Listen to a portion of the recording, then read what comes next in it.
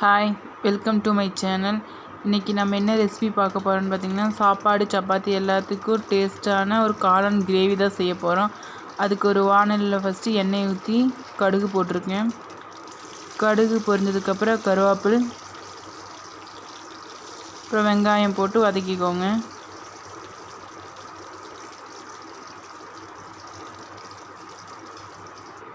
அப்புறம் பச்சை மிளகா போட்டுக்கோங்க. போட்டு நல்லா வதங்கிடணும் வெங்காயம்.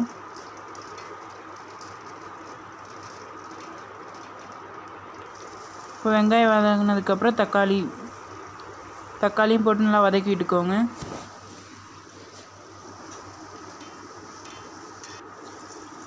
தக்காளி வதங்கிறதுக்காக நான் உப்பு சேர்த்துருக்கேன். சேர்த்து நல்லா வதக்கி விட்டுக்கோங்க தக்காளியை. அது கூட இஞ்சி பூண்டு விழுது சேர்த்துருக்கேன்.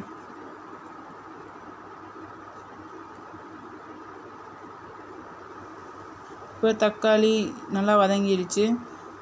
அது கூட 1/4 டீஸ்பூன் மஞ்சத்தூள், 1/2 டீஸ்பூன் மிளகாத்தூள் சேர்த்து வதக்கிக்கோங்க.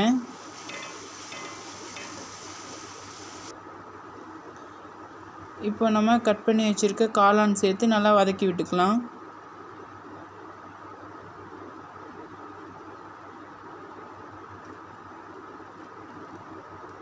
தேவையான மசால் போட்டுக்கலாம். ஒரு 3 ஸ்பூன் பக்கமாக மல்லித்தூள் சேர்த்துருக்கேன்.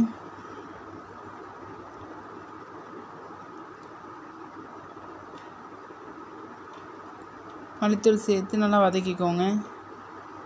அப்புறம் 2 ஸ்பூன் கறி மசால் தூள் சேர்த்துருக்கேன். அதையும் சேர்த்து நல்லா வதக்கிக்கோங்க. ஒரு 2 நிமிஷம் வதக்கி விடுங்க.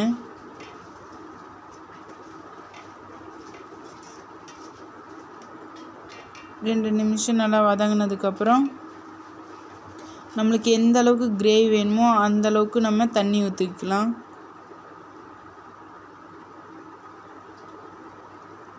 தண்ணி ஊற்றி வதக்கி விட்டுட்டு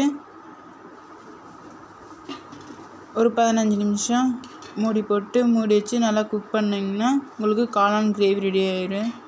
இப்போது காளான் கிரேவி தண்ணியெல்லாம் சுண்டி நல்லா ரெடியாகி வந்துடுச்சு.